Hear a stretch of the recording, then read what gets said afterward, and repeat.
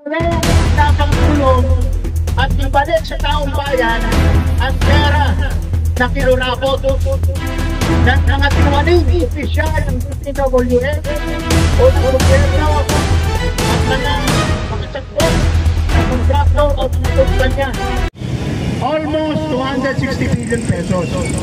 Eh ngayon, ngayong taong ito, meron pang 350 billion pesos na hindi nagagamit o nagagalaw para sa flood control project. Ngayon, kaya sabi natin, tigil muna ang pagpapatupad ng mga flood control projects na yan at panagutin ang mga dapat panagutin, ikulong ang dapat ikulong at ibalik sa taong bayan ang pera na kinurakot ng mga tiwaling opisyal ng DPWH o ng gobyerno at mga sakot na kontraktor o mga kumpanya, construction companies. Kailangan po usapin ito ng katarungan para sa mga mamamayan, lalong-lalo na sa ating mga, para sa atin na mga magsasaka. Kaya po, sa 6.7 billion pesos tulugan ng budget para sa susunod na taon, 128 billion pesos ang hinihingi ng Department of Agriculture.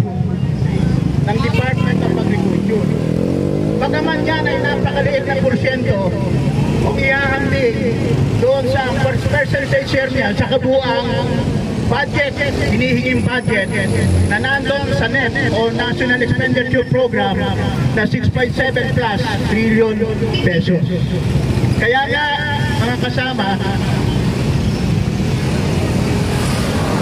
kung sabi ni Bongbong Marcos, hindi na muna bibigyan ng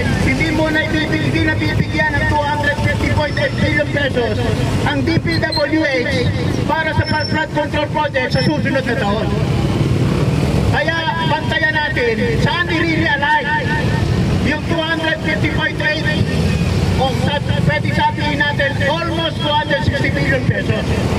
Saan i-realign ng Reymen o ng gobyerno ng Marcos Jr.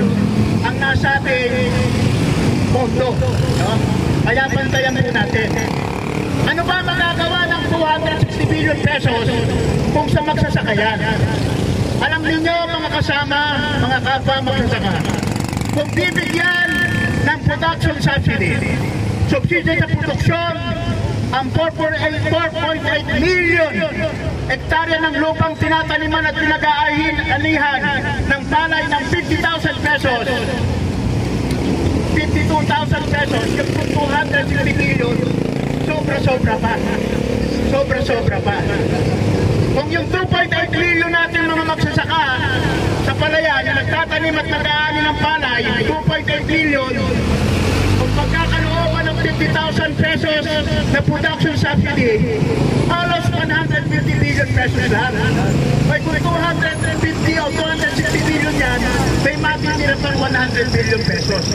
Kaya kayang-kaya kung i-realign yung 250 o 260 billion pesos para sa production subsidy at dagdag na pondo para sa pamimili ng palay ng National Food Authority, yung 250 o 260 billion pesos. Kaya bantayan po natin. Kasi sa atin ni Bongbong Marcos, hindi na muna bibigyan ng 250 billion ang DPWH para sa flood control project sa susunod na taon. Dahil meron pang hindi nagagastos na 350 billion pesos. Kailangan din po natin bantayan kung paano gagamitin ang 350 billion pesos. Kaya po, hindi dito nagwawakas ang ating mga pagkilos protesta at pagkontina sa nagaganap na talamak na korupsyon, katiwalian, dinadampong ang pera ng bayan na dapat mailaan sa tunay na pagpapaunlad ng sektor ng agrikultura, sektor ng ating ekonomiya, sa kalusugan, sa edukasyon, sa pabahay, at iba pang mga economic and social services. Dapat po tuloy-tuloy lang po ang ating pagkilos. At sa 19 po, September 19, naman, alam natin, nabalitaan natin, mag-uubokong naman ang mga estudyante ng Bulacan State University, ang PUSO, sa Bulacan. Pupuntahan din nila ang tanggapan ng Department of Public Works and Highways para magrehistro ng kanilang protesta at pagpundulan.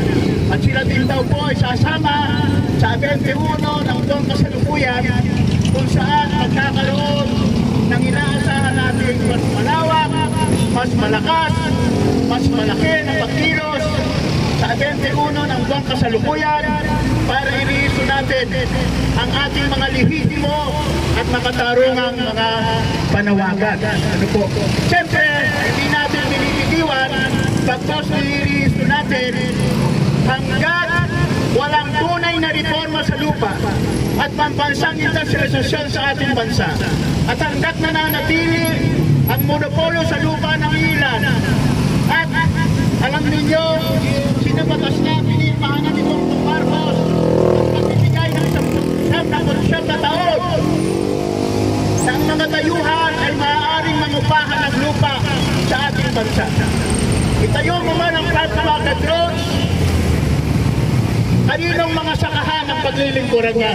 Kung yung mga lupain na hindi na ipamamahagi sa ating mga magsasaka. Kaya, kailangan, binibiin na natin, kailangan malinaw natin na pag-uugnay ang saligang suliranin ng burokrata kapitalismo na ang posisyon at poder sa gobyerno ay ginagamit at pinatatakbong negosyo. Pinakailangan may kawin natin yan sa ating feudal na anti-feudal na paikibaka ng uring magsasaka para sa tunay na reforma sa lupa. Kasama na ang panawagang ipatupad ang pambansang industrialisasyon at gayon din wakasan ang mga naka-imperialist at nakatayuhang mga patakaran at programa na hanggang ngayon ay pinatutupad ng rehimeng U.S. Marcos Jr. Ipasura ang rice tariffication law, rice liberalization law, isa batas na pinapanawagan natin maisabatas ang panukalang Rice Industry Development Act at higit sa lahat maisabatas ang Genuine Agrarian Reform Bill na siyang magbibigay wakas sa feudal at malapyudal na pagsasamantala sa uring magsasaka.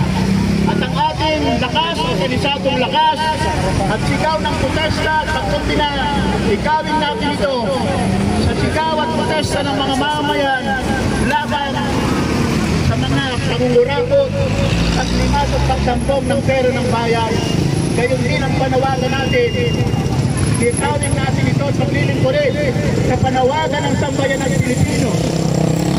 Ibaka para sa pambansang kalayaan at demokrasya. Maraming salamat mga kasama.